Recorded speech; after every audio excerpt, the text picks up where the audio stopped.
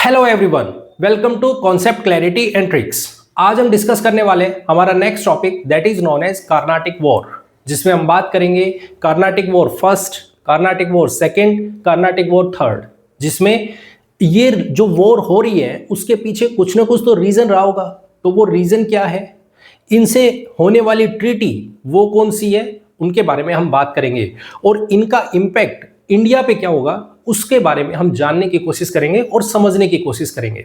क्योंकि इसी के बेसिस पे हमारे कुछ क्वेश्चंस जो दिमाग में है उनका हमें यहाँ से जवाब मिलेगा। जैसे पहला क्वेश्चन तो हमारे दिमाग में ये है कि आखिर यूरोपियंस को ये कैसे आया दिमाग में कि वो इंडियन आर्मी जो वहाँ पे प्रेजेंट है, जो इंडियन लोकल रूलर्स हैं, उनको वो हरा सकते हैं। कैसे उनके दिमाग में ये थॉट आया।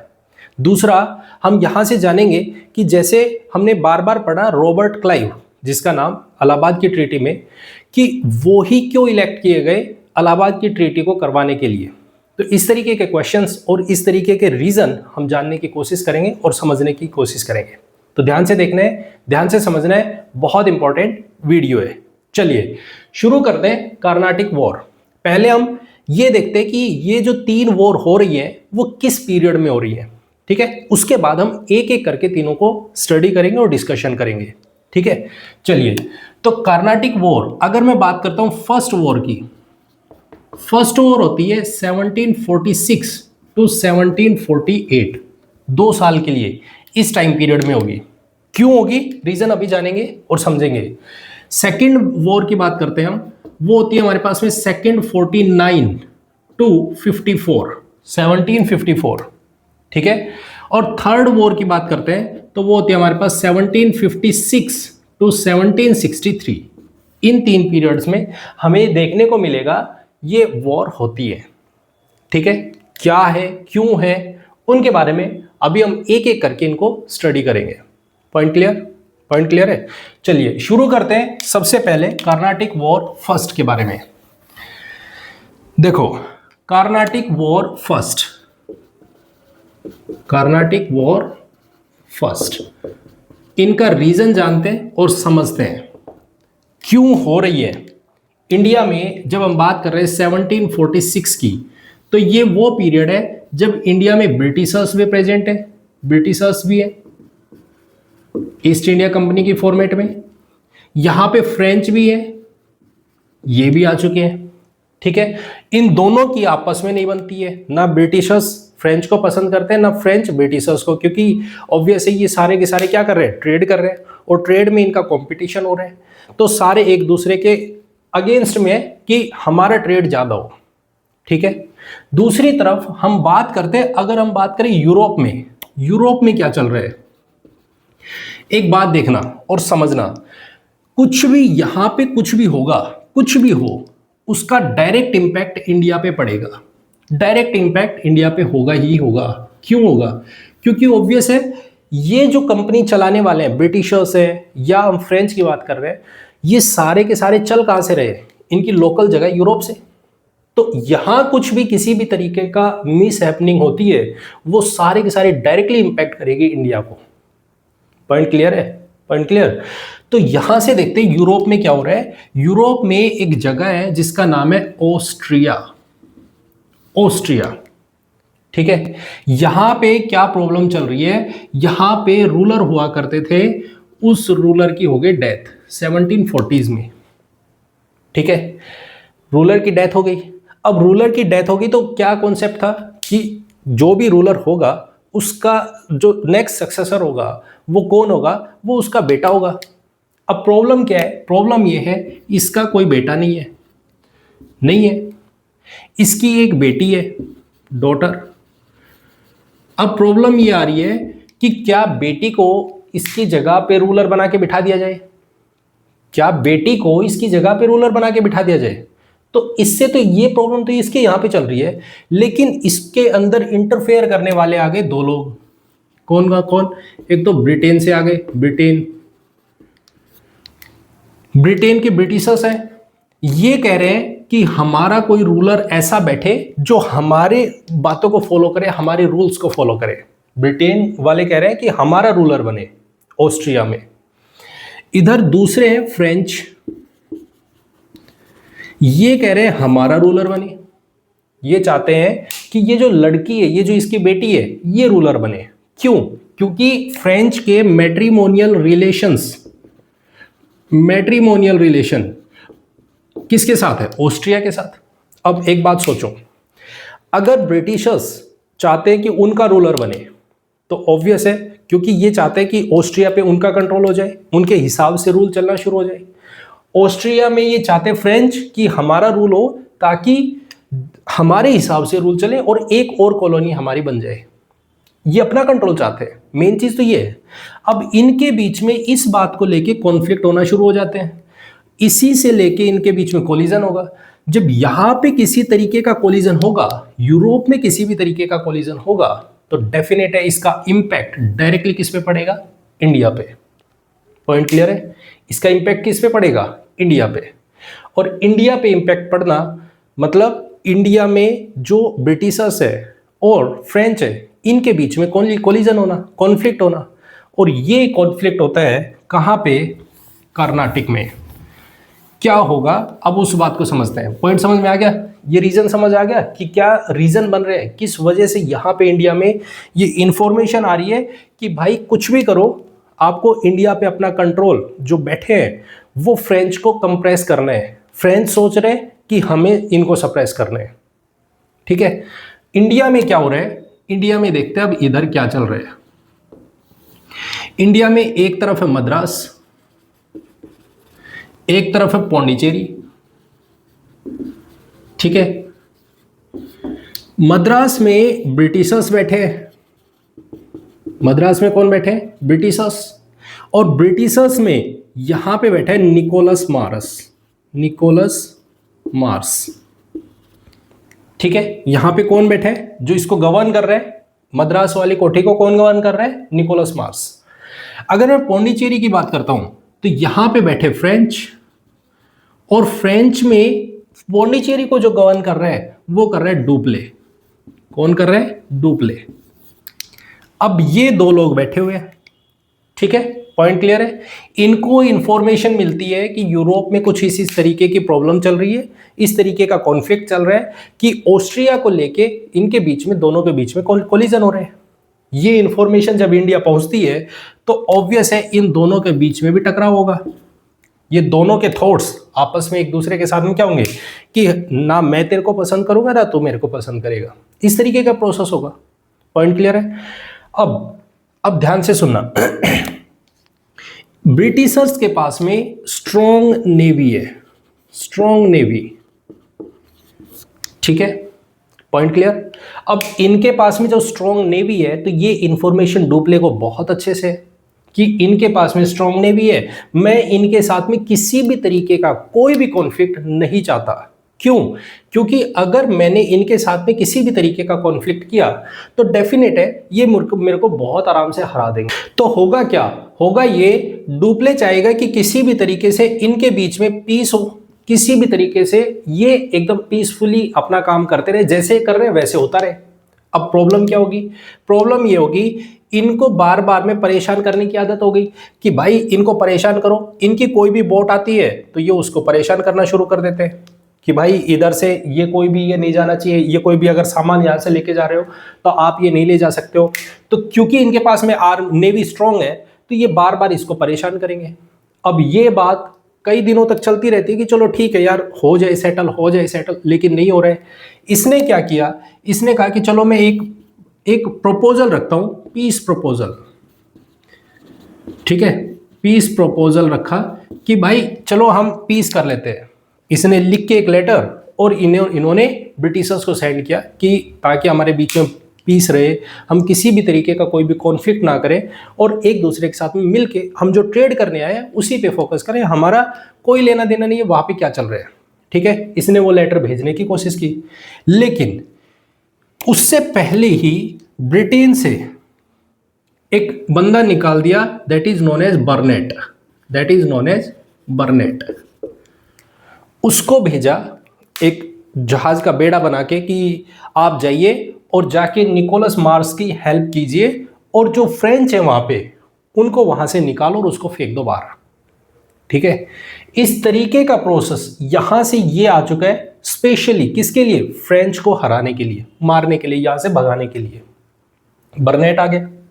अब बर्नेट आ रहा है तो ऑब्वियस है उसको तो काम ही एक दिया गया था, आपको फ्रेंच निकालने यहां से। ये बात डुप्ले को पता चली कि भाई वहां से तो स्पेशली एक बंदा भेजा गया है, ब्रिटेन से एक स्पेशल बंदा भेजा गया है कि सिर्फ फ्रेंच को मारना और बाहर निकालना है। अब ये बात इसको कैसे पसंद आएगी, डुप्ले कहेगा कि भाई अब तो मारे गए, क्योंकि इनकी आर्मी स्ट्रांग है। अभी तक ये सोच रहा है कि इनकी आर्मी बहुत स्ट्रांग है। ठीक है, ये थॉट प्रोसेस लेके इसने कांटेक्ट करना शुरू किया इसका, और जैसे इसके साथ के मॉरिशियस में बैठे हैं, मॉरिशियस में एक बंदा बैठा है that is known as La Bourdonnais, ये बैठा हुआ है। इसने कांटेक्ट किया कि भाई मुझे बचा लो, मेरी हेल्प कीजिए, यहाँ पे बर्नेट और उसकी आर्मी आ रही है और फ्रेंच को मारने के लिए, तो मेरी हेल्प कीजिए, मुझे बचाइए, मुझे प्रोटेक्शन दीजिए।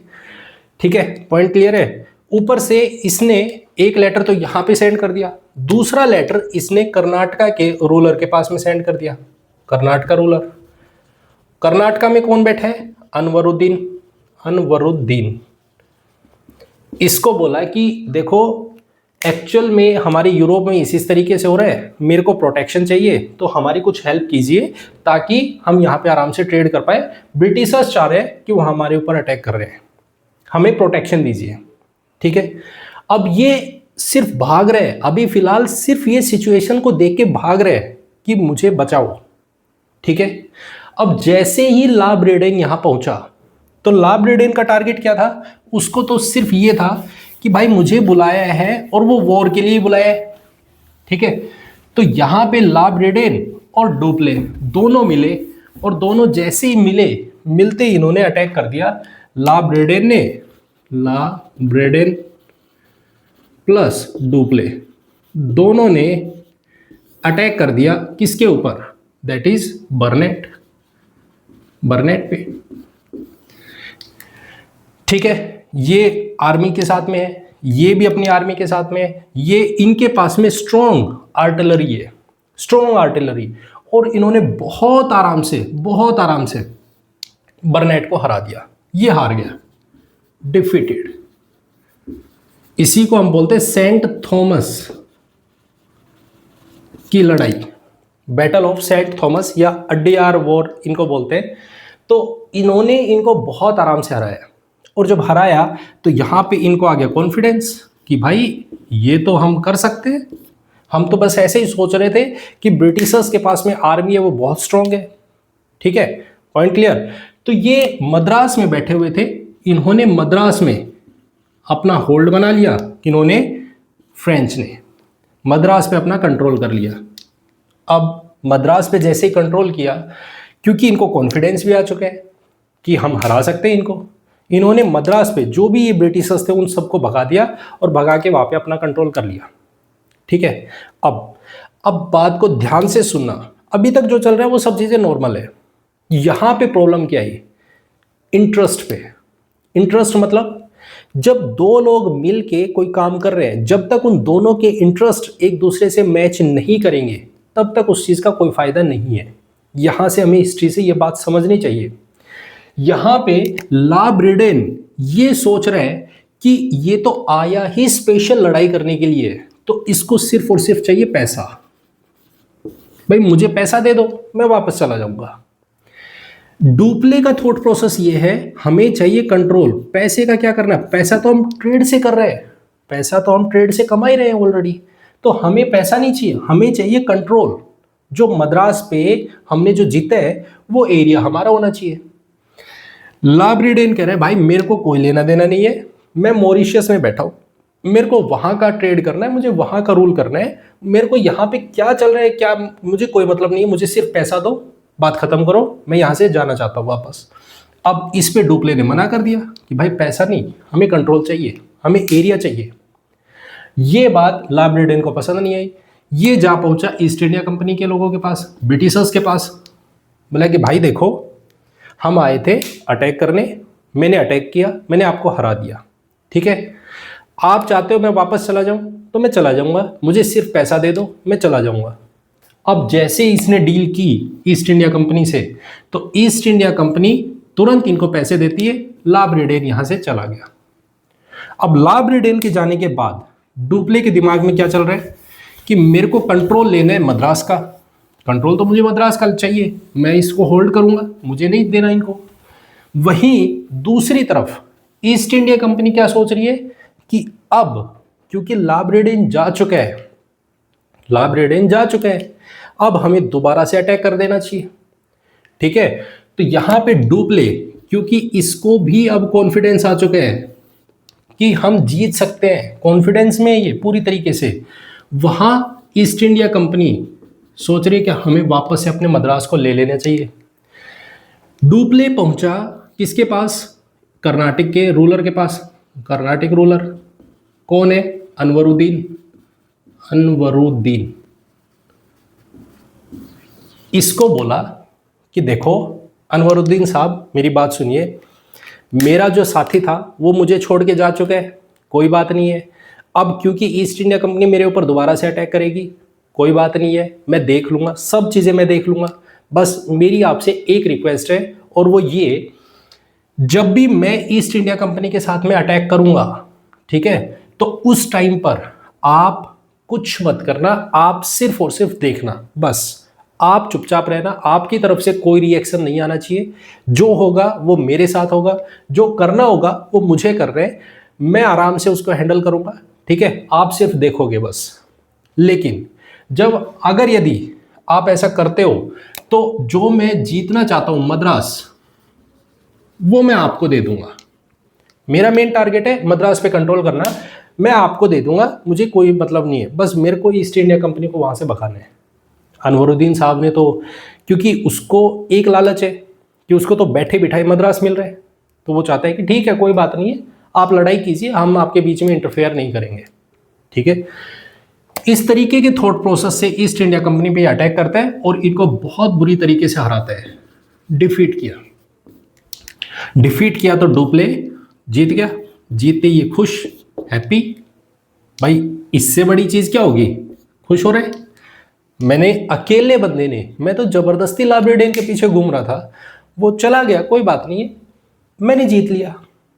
ठीक है, अब ये सारी चीजें होने के बाद अनवरुद्दीन साहब को अब याद आया कि भाई तुम्हें मद्रास देने का वादा किया था, फ्रेंच ने वादा किया था कि मैं आपको मद्रास दे दूंगा, आप टेंशन मत लेना, बस बीच में मत आना।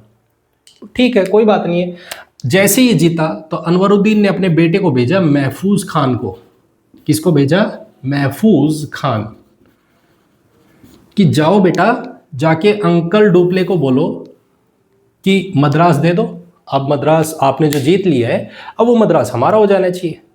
अब जैसे ये पहुंचा, महफूज खान इनके पास पहुंचा, तो महफूज खान के पास पहुंचते ही, इसके पास पहुंचते ही उसने कहा हाँ भाई कौन आप? बोले अंकल आप मुझे पहचाने नहीं, मैं अनवरुद्दीन जी का बेटा हूँ। बोले तो क्या करने आए हो? बोले मुझे मद्रास चाहिए। बोले मद्रास किस बात का? जीतने वाले हम, लड़ने वाले हम, मरने वाले हम, आपको क्यों दे दे? बोले आपने पहले बोला था लड़ाई करने से पहले कि कर्नाटक के जो रूलर है वो बीच में इंटरफेयर ना करे, जो करना है हम करेंगे, अपने हिसाब से करेंगे, आपको जीतने के बाद मद्रास दे देंगे, तो अब दीजिए हमें मद्रास। बोले भाई अपने घर जाओ, आपका मद्रास से क्या लेना देना, जो है वो हमारा है, हम किसी को नहीं दे रहे, कोई मतलब नहीं है आपका यहाँ पे बीच में बोलने का। अब ये बात क्या इनको पसंद आएगी? क्या महफूज खान को पसंद आएगी? बिल्कुल नहीं आएगी। क्यों? क्योंकि भाई ये कंट्रोल चाहते हैं, अब ये चाहते हैं कि ये कंट्रोल करें। तो महफूज खान इस बात से इरिटेट होके उसने अटैक किया डुप्ले पे।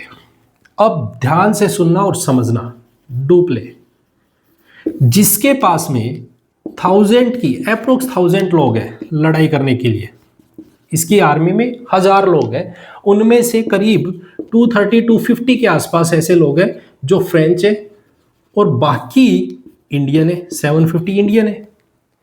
अगर मैं दूसरी तरफ बात करता हूं महफूज खान की, महफूज खान इसके पास में 10,000 की आर्मी है, 10,000 की आर्मी।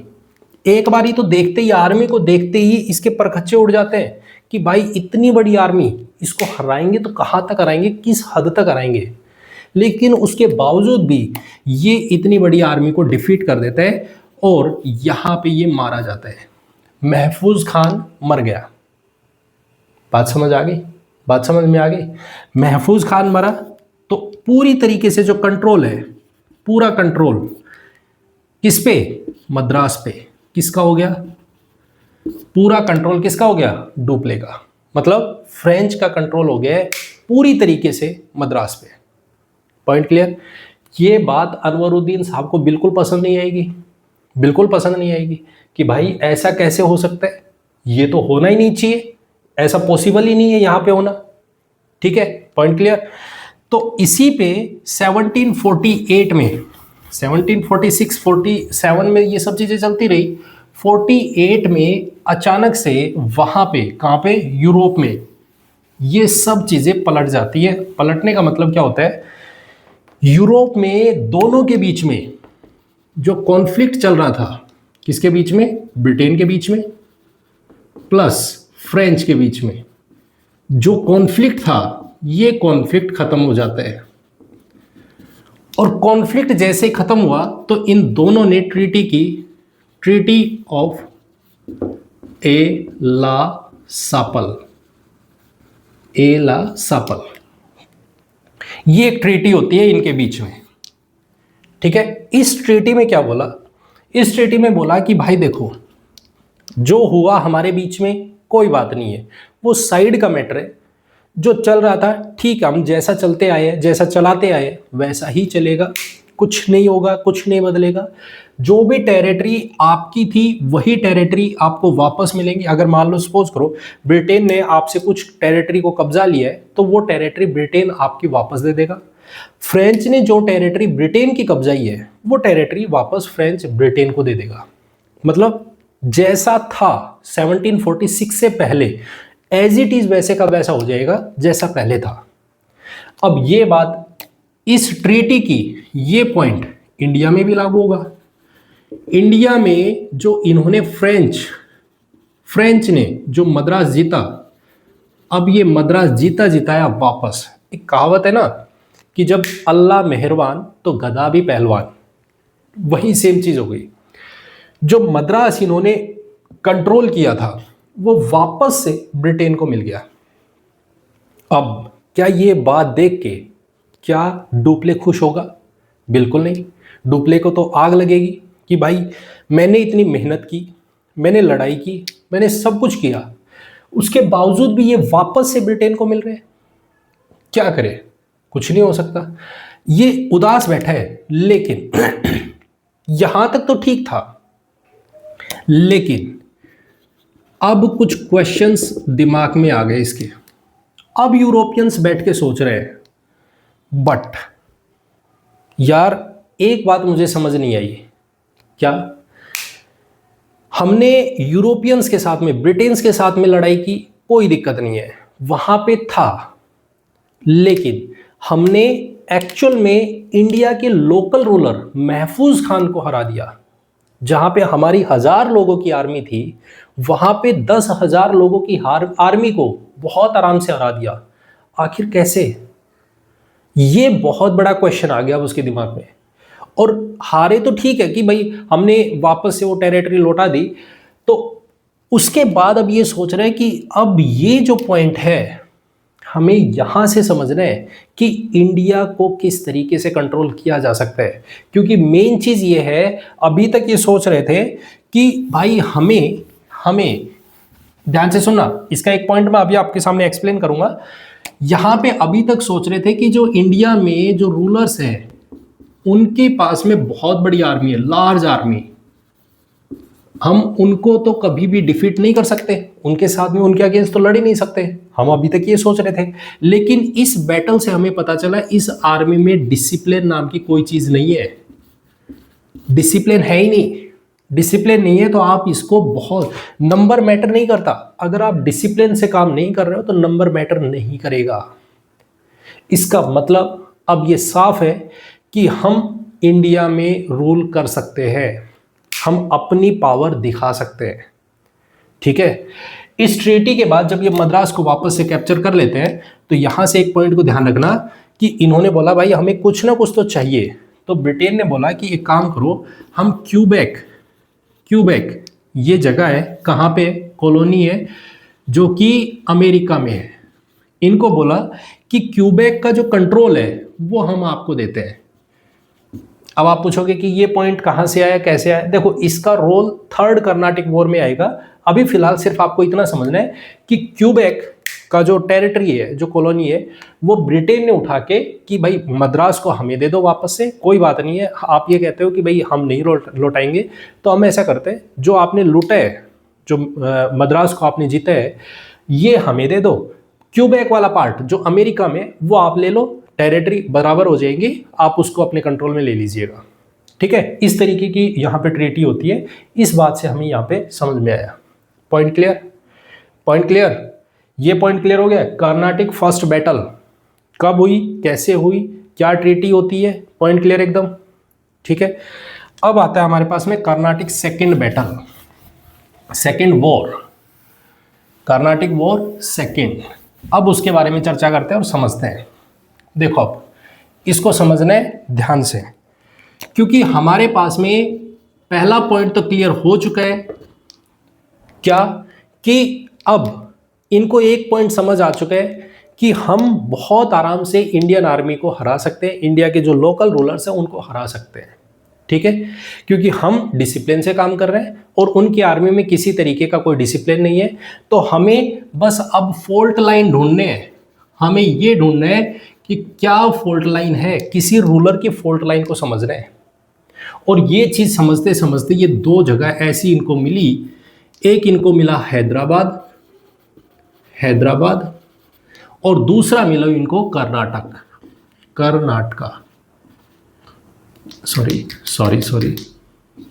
कर्नाटक। ठीक है, पॉइंट क्लियर? यहां पे हैदराबाद में रूलर हुआ करते थे, that is known as Nizam ul मुल्क,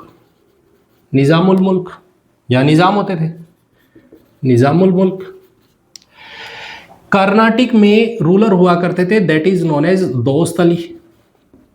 ठीक है, प्रॉब्लम क्या हुई, निजाम उल मुल्क की डेथ हो जाती है, तो इसकी डेथ के बाद में यहां पे सक्सेसर की प्रॉब्लम आ गई। और यहां पे सक्सेसर 3 लोग खड़े हैं जिनके बीच में कोलिजन हो रहा है, कॉन्फ्लिक्ट हो रहा है कि मैं रूलर बनूंगा या मैं रूलर बनूंगा। निजाम उल मुल्क के बाद में कौन अगला सक्सेसर होगा, वो इन 3 इसके बेटे हैं, पोते हैं।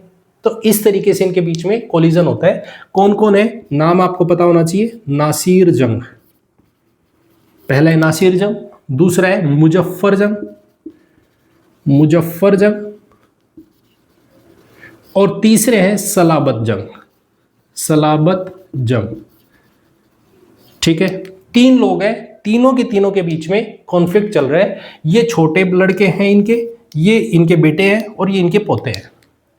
ठीक है, वही दूसरी तरफ दोस्त अली है, इनके बीच में कॉन्फ्लिक्ट चल रहा है। यहां पे दोस्त अली, इसकी डेथ हो जाती है, इसकी डेथ होने के बाद में यहां पे सक्सेसर की प्रॉब्लम चल रही है। यहां पे किसके बीच में चल रही है, यहां पे जीजा और साला के बीच में चल रही है।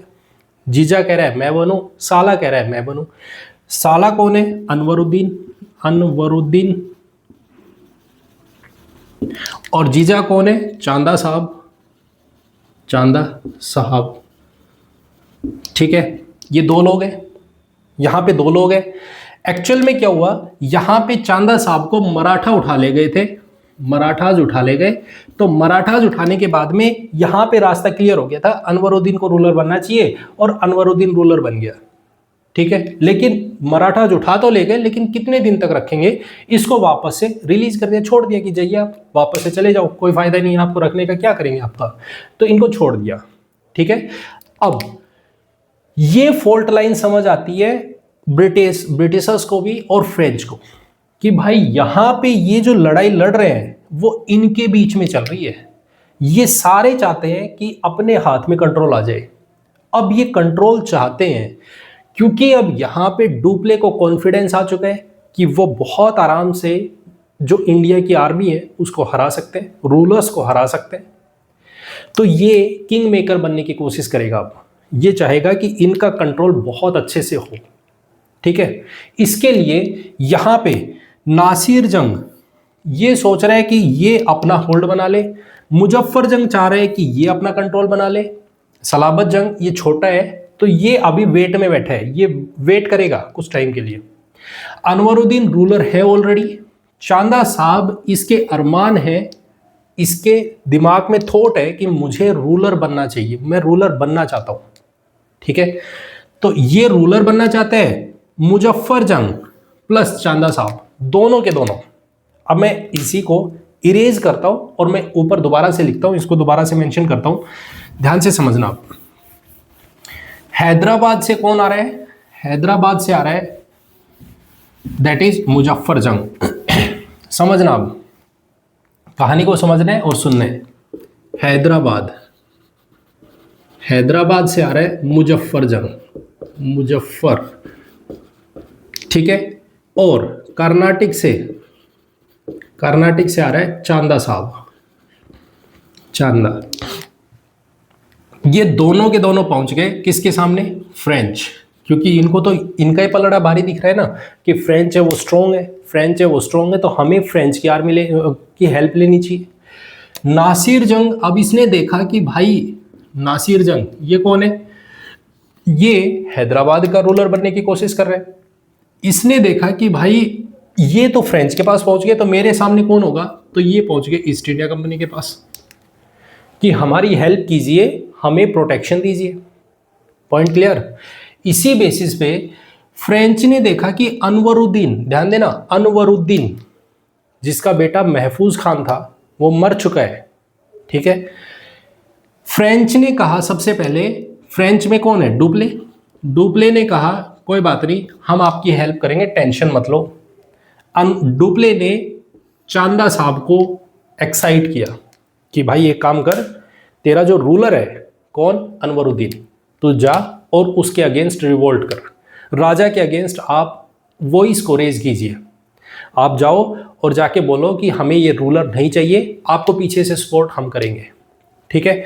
तो यहां पे डुप्ले प्लस चांदा साहब दोनों मिलते और दोनों ने मिलके अटैक किया किसके ऊपर? दैट इज अनवरुद्दीन, अनवरुद्दीन इसके ऊपर, ठीक है। जैसे इस पे अटैक किया, अटैक करते ही अनवरुद्दीन को मार दिया। और अनवरुद्दीन का एक बेटा है that is known as Muhammad Ali, ये भाग जाता है। जैसे ये मरा, मरते ही वो भाग गया। कहां भाग गया? त्रिचनापल्ली में, त्रिचनापल्ली। पॉइंट क्लियर है? कहां भाग गया? त्रिचनापल्ली में। कौन भाग गया? Muhammad Ali. Point clear? Point clear एकदम। दोनों ने अटैक किया अनवरुद्दीन पे, वो भाग जाता है। दूसरा केस, अब वहां पे नासिर जंग ये तो चल रहा है कर्नाटक में। अब आते हैं हैदराबाद में, नासिर जंग प्लस ईस्ट इंडिया कंपनी दोनों मिलते हैं, दोनों के दोनों मिलके अटैक करने की कोशिश करते हैं मुजफ्फर जंग पे प्लस डुप्ले पे, दोनों पे। जब ये दोनों अटैक करेंगे तो यहां पे ईस्ट इंडिया कंपनी ने देखा कि भाई यहां पे तो बहुत भारी राड़ा है, हमें भाग लेना चाहिए, तो बीच में छोड़ के भाग जाते हैं। बीच में छोड़ के ईस्ट इंडिया कंपनी भाग गई, बीच में छोड़ा नासिर जंग को, भाई बाढ़ में जा, हमें कोई लेना देना नहीं है, फालतू में तू तो मरेगा ही, हमें और मरवाएगा, भागने दे हमें। तो यहां से नासिर जंग को छोड़ा और भाग गए। अब ईस्ट इंडिया कंपनी भाग गई तो बचा कौन अकेला? नासिर जंग। और नासिर जंग बचा तो इन्होंने क्या किया? नासिर जंग पे अटैक किया और नासिर जंग को मार दिया। जैसे नासिर जंग को मारा तो मोहम्मद जो मुजफ्फर है, मुजफ्फर जंग, इसको बोला कि आप जाइए, आपके लिए रास्ता खाली है, आपका जो कॉम्पिटिटर है नासिर जंग वो मर चुका है, आप रूलर बनिए। पॉइंट क्लियर है? पॉइंट क्लियर एकदम, रूलर बना दिया। ध्यान से देखो, जैसे ये रूलर बना तो ये रूलर बन के जब ये अपॉइंट होने गया तो यहां पे डुप्ले ने क्या किया? अब डुप्ले का गेम देखना। डुप्ले ने यहां पे इसका एक हम ये कहें कि आर्मी का एक बंदा था, ठीक है, बसी, इसको बोला कि जा और जाके मुजफ्फर जंग को बोल कि रूल करेगा, क्योंकि अब पूरी तरीके से कॉन्फिडेंस में आ चुका है डुप्ले को। अब इतना कॉन्फिडेंस हो गया है कि वो किंग मेकर है, वो भगवान है एक तरीके से। वो कह रहा है कि जिस तरफ उसका हाथ होगा, जिसके ऊपर उसका हाथ होगा, वही रूलर बनेगा। तख्ता पलट करने की हिम्मत रखता है वो, ठीक है। तो इसने बस्सी को भेजा मुजफ्फर जंग के पास कि जा, तो उसके कोर्ट में बैठेगा और जाके मुजफ्फर जंग को बोल कि उसके हिसाब से रूल करे। जो भी डिसीजन लेना है, जो भी फैसला लेना है, वो सारा डुप्ले से पूछ के लेगा, हमसे पूछ के ले। अगर वो हमारे हिसाब से रूल करने के लिए बोलता है कि हाँ ठीक है आप कहते हो तो मैं रूल करूंगा, जैसे कहोगे वैसे रूल करूंगा, तो फिर उसको रखना। अदरवाइज अगर यदि वो किसी भी तरीके की आनाकानी करता है तो आप उसको तुरंत हटा दोगे, ठीक है। अब ये बात लेके बसी इसके पास पहुंचा, मुजफ्फर जंग के पास। अब मुजफ्फर जंग को जैसे ये पता चला कि भाई अब अपने हिसाब से कंट्रोल करवाना चाह रहा है, तो मुजफ्फर जंग ने इसको मना कर दिया कि ना भाई मैं तो ना करता, मेरे से नहीं होगा, आप जैसा कहोगे वैसा मैं नहीं करूंगा, मैं अपने हिसाब से रूल करूंगा, मैं राजा हूं तो मेरे को डिसीजन लेना है, आपको नहीं लेना है। इस बात पे बसी ने देखा कि भाई ये हमारे हिसाब से काम नहीं करेगा, तो इसको मारो, इसको हटाओ, खत्म, और इसकी जगह पे बिठा दो जो छोटा लड़का है, that is known as Salabat Khan. Salabat Khan, ठीक है। Point clear? पॉइंट क्लियर एकदम, यहां तक कोई डाउट नहीं होना चाहिए। तो अगर हम इसमें कंक्लूजन देखें तो हमारे पास में कंक्लूजन ये है कि हैदराबाद का जो रूलर है वो रूलर है सलाबत खान। अब सलाबत खान आ चुका है, ध्यान रखना, हैदराबाद में आ गया है सलाबत खान। सलाबत खान, अगर मैं बात करता हूं कर्नाटक में, यहां पे आ गया है, दैट इज नोन एज कौन? चांदा साहब, चांदा। और ये दोनों के दोनों कठपुतली हैं, किसके? डुप्ले के। यहां तक सब चीजें इसके फेवर में चल रही है, सब चीजें इसके फेवर में चल रही है, कोई किसी तरीके का डिस्टरबेंस नहीं है, ठीक है। 51 तक, अप्रोक्स 51 तक ये सब चीजें नॉर्मल चलती है, डुप्ले के हिसाब से चल रही है, ठीक है।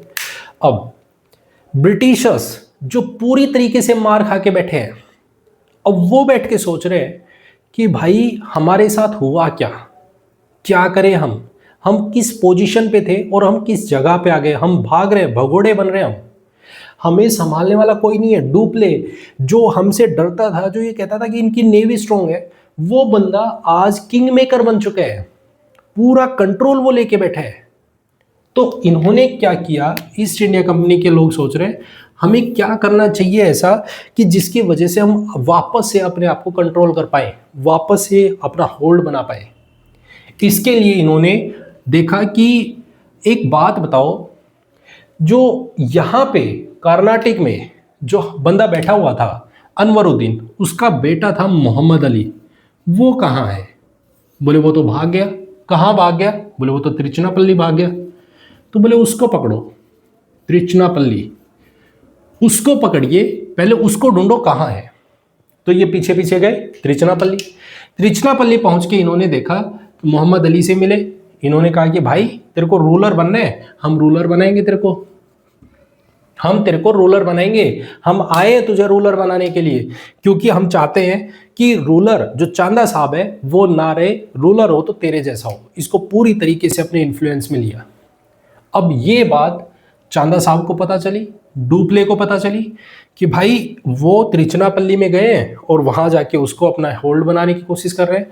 तिरुचिरापल्ली से इन्होंने क्या किया, तिरुचिरापल्ली में ये बैठे हुए हैं तो इनको चारों तरफ से घेर लिया, जिसको बोलते हैं तिरुचिरापल्ली का घेरा, सर्कल बना दिया, इनको कंट्रोल में लेने की कोशिश कर रहे हैं आप, ठीक है। Point clear? तिरुचिरापल्ली का घेरा कब बना? जब ये मोहम्मद अली और ईस्ट इंडिया कंपनी प्लानिंग कर रहे हैं वापस से रूल में आने के लिए, ठीक है। Point clear?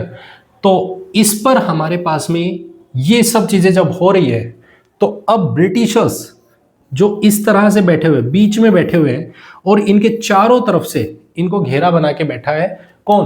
डुप्ले और चांदा साहब। अब प्रॉब्लम आ गई, ब्रिटिशर्स भी सोच रहे हैं और मोहम्मद अली भी सोच रहा है कि भाई अब मारे गए, फंस गए हम पूरी तरीके से। भाई आप क्यों प्रपोजल लेके आए हमारे पास? आप मुझे रूलर बनाना चाहते हो, कहां से रूलर बनो? आप बच के तो दिखाओ यहां से, ये मार देंगे हमें। तो यहां पे अब ध्यान से सुनना, यहां पे इनके पास एक बंदा बैठा हुआ है, that is known as Robert Clive. क्योंकि इनको कोई ऐसा थॉट आ ही नहीं रहा था दिमाग में कि ये किस तरह से इस घेराव को, ये जो घेरा बना के बैठे हैं ब्रिटिशर्स के चारों तरफ, इस घेरे को तोड़ा जाए। चांदा साहब प्लस डुप्ले, सारे के सारे यहां बैठे हैं, चांदा साहब प्लस डुप्ले, कि बाहर निकलो हम मारेंगे।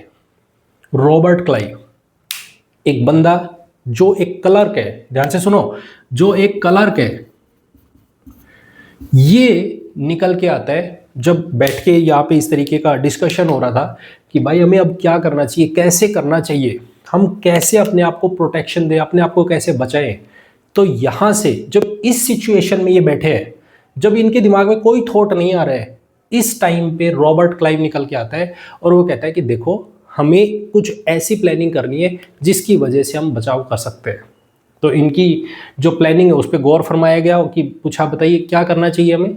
तो इन्होंने कहा कि देखो एक काम करते हैं, आधा जो हमारी आर्मी है, हाफ आर्मी आप यहाँ रखिए और कुछ लोग मुझे दे दो, वो मैं आरकोट पे, आरकोट सीज ऑफ आरकोट जिसको हम बोलते हैं, इन्होंने यहाँ पे ये जो सीज किया हुआ था त्रिचनापल्ली में, इन्होंने कहा मैं आरकोट पे जाके सीज करूंगा, मैं आरकोट को घेर लेता हूं।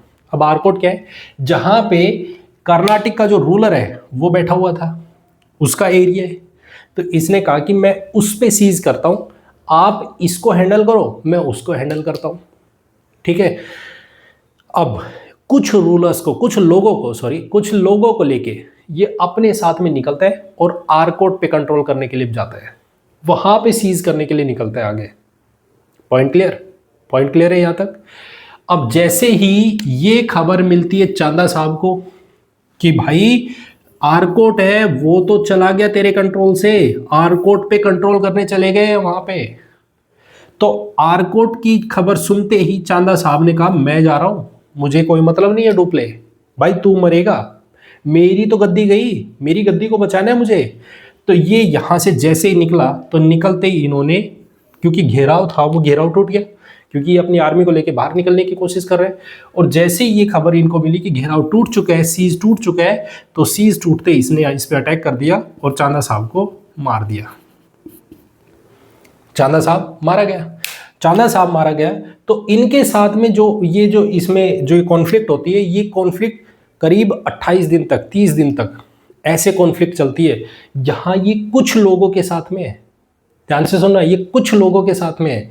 वहाँ पे भूखे प्यासे लोग और इनके पास खाना नहीं है, लेकिन उसके बावजूद भी ये पूरी तरीके से खड़े रहते हैं और डट के सामना करते हैं। इसी वजह से जब ये क्लर्क था, ठीक है, तो क्लर्क से जब ये इसके पीएम, जो ब्रिटेन के पीएम है, उन्होंने इनको बहुत ज़्यादा नवाजा कि भाई आपकी वजह से ब्रिटेन की आर्मी की इज्जत बची है, ब्रिटेन के लोगों की प्रोटेक्शन हुई है।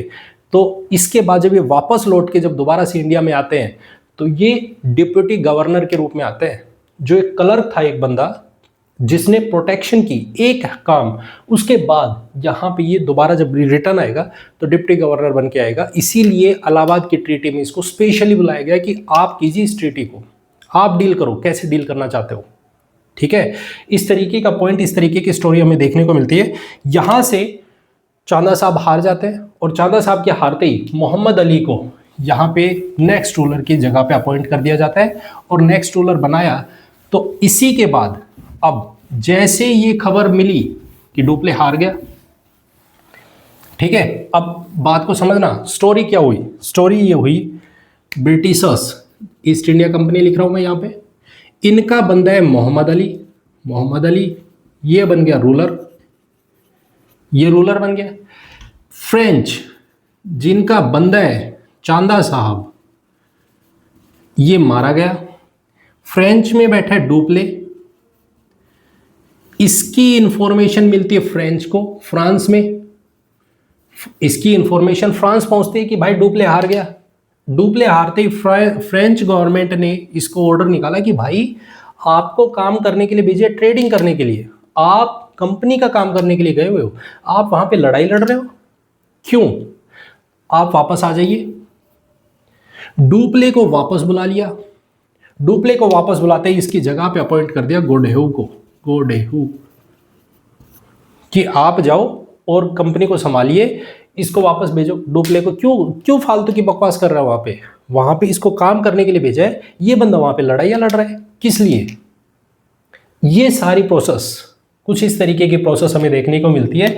इसी जगह पे जब ये गोडेहू आता है तो इसने ईस्ट इंडिया कंपनी के साथ में ट्रीटी की, और उस ट्रीटी का नाम है ट्रीटी ऑफ पौंडीचेरी, पौंडीचेरी, ठीक है, ट्रीटी ऑफ पौंडीचेरी।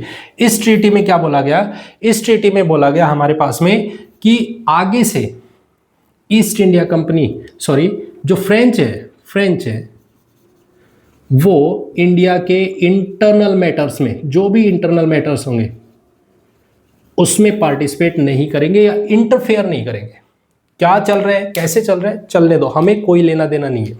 जो भी इंटरनल मैटर होंगे हमारा उससे कोई लेना देना नहीं है, ठीक है। ये बात कहां पे बोल दी? फ्रेंच ने बोल दी पौंडीचेरी की ट्रीटी में, सेकेंड बैटल में। Point clear? पॉइंट क्लियर एकदम। ये सारी चीजें चलती रहती है। अब फिर थोड़ा सा टाइम निकलता है, 1754 हो गया, अब आता है 1756। धीरे धीरे ये सब चीजें हो रही थी। अब 1756 में कर्नाटिक थर्ड वॉर की तरफ चलते हैं और देखते हैं क्या होता है। कर्नाटिक वॉर थर्ड, इसमें क्या होगा? इसमें ये हुआ, ये एक्चुअल में यूरोप प्लस अमेरिका, यूएस, इनके बीच हुई वॉर है, ठीक है। इसके पीछे का रीजन है वो ये है। अब वो क्या है देखो, वो एक्चुअल में ये है, हमने देखा यूएस है वो एक्चुअल में क्यूबेक प्लस 13 अदर कॉलोनीज है, 13 अदर कॉलोनीज है।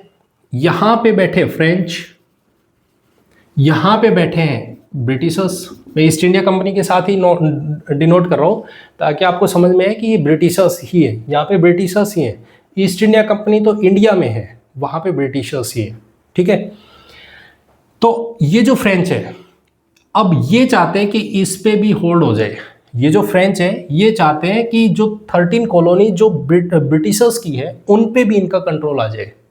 तो ये यहाँ पे लड़ाई करना शुरू करते हैं। लड़ाई करते हैं तो इनकी हेल्प करते यूएस के जो भी अमेरिकन्स हैं वो इन्हीं के सपोर्ट में खड़े हो जाते हैं कि भाई भगाओ इनको यहाँ से, फ्रेंच को यहाँ से मारो, फ्रेंच को यहाँ से मारो। अब जब ये होता है तो यूरोप में एक है ऑस्ट्रिया, ये फ्रेंच का सपोर्ट करने आ जाते हैं। दूसरी तरफ है जर्मनी, जर्मनी ये सपोर्ट करने आ जाती है ब्रिटिशर्स का कि भाई ऐसा कैसे हो सकता है, फ्रेंच आएंगे और वो आपको मार के चले जाएंगे, हम खड़े हैं आपके साथ में। जर्मनी सपोर्ट कर रहा है ब्रिटिशर्स को, ऑस्ट्रिया सपोर्ट कर रहा है फ्रेंच को। इस तरीके से ये सारा कॉन्फ्लिक्ट कहाँ पे चल रहा है? अमेरिका में। सारा कॉन्फ्लिक्ट अमेरिका में चल रहा है।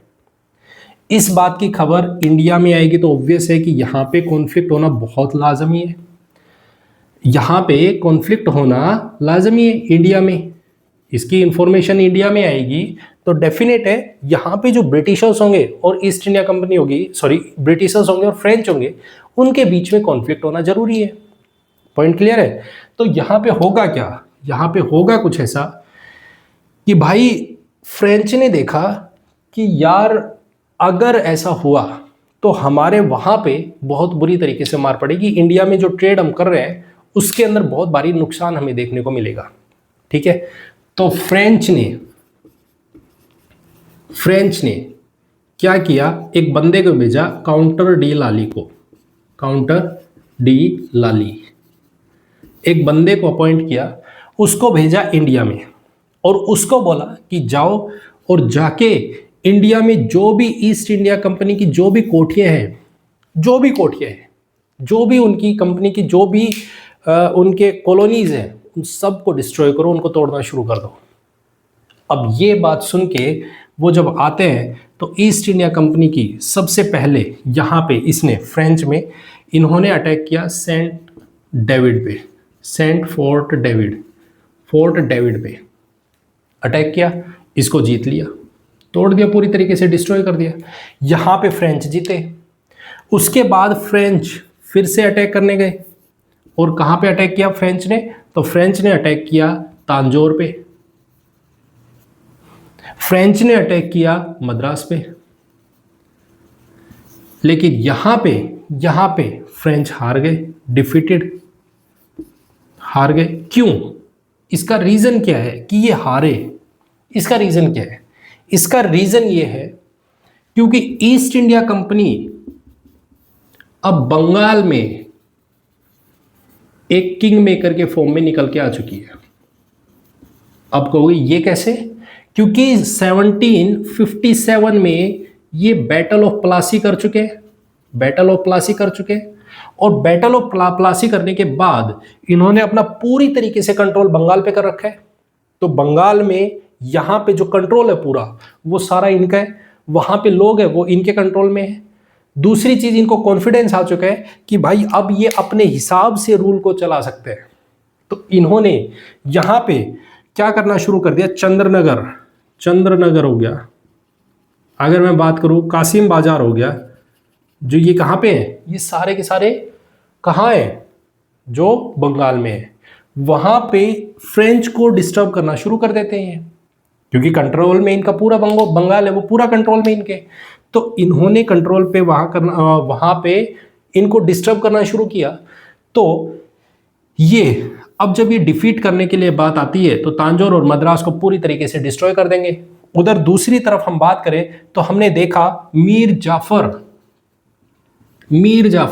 भागते भागते जाता है, किसके पास जाता है? दैट इज फ्रेंच, कि भाई मेरी रक्षा कीजिए, मुझे बचाइए। तो यहाँ पे आपने देखा होगा बैटल ऑफ वांडीवोस, ये नाम भी आपने सुना होगा, ये हम डिस्कशन कर चुके। बैटल ऑफ वांडीवोस 1760 में। तो वहाँ पे भी फ्रेंच के क्या होती है? हार होती है। मीर जाफर फ्रेंच के साथ में मिलके ईस्ट इंडिया कंपनी पे अटैक करता है, तो फ्रेंच हार जाते हैं, तो वहाँ पे पूरी तरीके से वॉश आउट हो जाते हैं। तो इस तरीके से फ्रेंच पूरी तरह से हारते हारते चले जाते हैं। किससे? अगर मैं बात करता हूँ तांजोर, तो वहाँ भी हार गए। अगर हम बात करें मद्रास, वहाँ भी हार गए। अगर हम बात करें बंगाल, तो वहाँ भी हार गए। तो ऐसे करते करते पूरी तरह से हार गए। तब याद आती है इनको कि भाई डुप्ले था, वो बिल्कुल सही कर रहा था, हमें डुप्ले की बहुत याद आ रही है। इसी पे यहाँ पे होता क्या है, जो ब्रिटिशर्स हैं उन्होंने पूरी तरह से कंट्रोल पौंडीचेरी पे, माहे पे, कराईकल पे एंड सो ऑन एक्सेट्रा, सब पे अपना कंट्रोल कर लिया, पूरी तरह से अपना कंट्रोल कर लिया। कासिम बाजार पे भी, चंद्रनगर पे भी, सब पे अपना कंट्रोल कर लिया। किसने? ईस्ट इंडिया कंपनी ने। और जैसे इन सब पे कंट्रोल होता है, उसके बाद यहाँ पे ये 1763 तक ये बैटल चलती है, ये वॉर होती है। उसके बाद यहाँ पे ट्रीटी हो जाती है कि भाई रोको, कुछ नहीं रखा इसमें, कोई बात नहीं है जो भी हुआ, क्योंकि ये सारी चीज़ें यूरोप में हो रही है। वहाँ पे जैसे ट्रीटी होगी तो उसके बाद यहाँ पे शांति आ जाएगी। तो ट्रीटी होती है, इसको बोलते हैं ट्रीटी ऑफ पेरिस ट्रीटी। और इस ट्रीटी में बोला, ठीक है, पॉइंट क्लियर हो गया यहाँ तक? फ्रेंच हार चुके हैं, पूरी तरीके से उन्होंने हथियार टिका दिए कि भाई हमारे बस का नहीं है, अब नहीं लड़ पाएंगे हम इनसे। तो जैसे ये ट्रीटी हुई, ट्रीटी ऑफ पेरिस, इसमें बोला कि अब सुनो, पहला पॉइंट तो ये कि फ्रेंच अब हार चुके हैं, पूरी तरह से बिल्कुल हार चुके हैं, अब आगे से दोबारा ऐसी गलती ना करें। दूसरा पॉइंट इसमें बोला कि अब जो फ्रेंच की आर्मी है वो इंडिया में नहीं रहेगी, फ्रेंच आर्मी इंडिया में नहीं रहेगी, कोई भी ऐसा काम नहीं करेंगे कि जिससे वो आर्मी वाला काम कर पाए। इनको ट्रेड करते रहे, कोई दिक्कत नहीं है, सिर्फ ट्रेड करें, कोई प्रॉब्लम नहीं है। इनको यहाँ पे रहना है, स्टे करना है, अपनी बस्ती बसानी है, बसाए, लोग रखने हैं, रखे। लेकिन यहाँ पे आगे से अगर फ्रेंच की आर्मी यहाँ पे काम करती नजर आई तो हम उसको छोड़ेंगे नहीं। ब्रिटिशर्स ने अपना पूरा कंट्रोल यहाँ पे अपना जमा दिया, पूरी तरीके से सारी चीज़ें अपने फेवर में लेके आ गए। Point clear?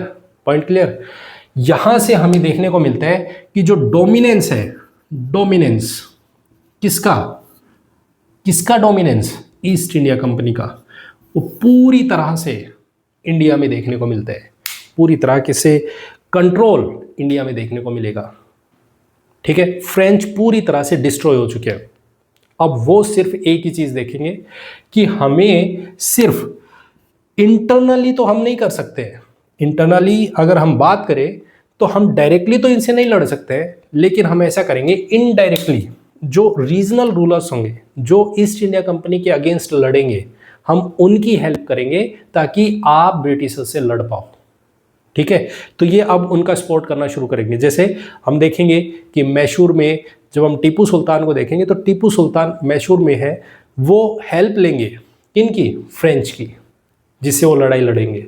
डायरेक्टली फ्रेंच अब इनके कांटेक्ट में नहीं आएंगे लड़ाई करने के लिए। पॉइंट क्लियर है? पॉइंट क्लियर एकदम। इस तरीके की हमें जो हमें यहाँ पे कहानी देखने को मिलती है वो ये है। अब दिमाग में क्वेश्चन और आएगा कि आखिर फ्रेंच क्यों डिफीट हो गए, आखिर ईस्ट इंडिया कंपनी किस तरह से ये सब चीज कर पाए? तो उसका पीछे रीजन क्या है? उसके पीछे रीजन है बैकिंग, सपोर्ट। अगर आप देखो तो फ्रेंच की बात करें तो वहां पे गवर्नमेंट का सपोर्ट बिल्कुल नहीं है, पहली चीज। आप ब्रिटेन की बात करोगे तो उनमें पूरा गवर्नमेंट का जो पूरा सपोर्ट है वो इनके साथ है।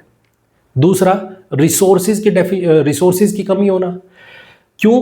क्योंकि यहाँ पे जो फ्रेंच है उनको बोला गया आप ट्रेड कीजिए, आप लड़ाई क्यों कर रहे हो? जो गवर्नमेंट का सपोर्ट ही नहीं है तो वो ना उनको पैसा दे पा रहे हैं, ना उनको बैकिंग कर पा रहे हैं। तो इस तरह से ये बहुत डाउनवर्ड चले जाता है। लेकिन आप ईस्ट इंडिया कंपनी की बात करते हैं तो वहाँ पे क्योंकि उनके पास रिसोर्सेज भी थे, वो पुराने टाइम से भी थे, किंग मेकर्स भी बन चुके हैं और उनके पास में गवर्नमेंट की भी बैकिंग है। तो ये सारे रीजंस हैं, ये सारी फेवरेबल कंडीशंस हैं जो ईस्ट इंडिया कंपनी के फेवर में है। पॉइंट क्लियर है? यही कारण है कि ईस्ट इंडिया कंपनी अपने आप को डेवलप कर पाई, अपने आप को इतना डोमिनेंस कर पाई। Point clear? पॉइंट क्लियर है एकदम। तो ये है हमारे पास में Carnatic third war. I hope आपको तीनों वॉर, फर्स्ट, सेकेंड और थर्ड, पूरी तरीके से और एक एक पॉइंट क्लियर हो गया होगा। अगर आपको ये वीडियो अच्छी लगी तो इसे लाइक, कमेंट एंड शेयर जरूर करें। चैनल को सब्सक्राइब नहीं किया है तो प्लीज़ चैनल को सब्सक्राइब जरूर करें। मिलते हैं नेक्स्ट वीडियो में नए टॉपिक के साथ में। तब तक के लिए thank you very much and have a nice day. Bye bye, take care.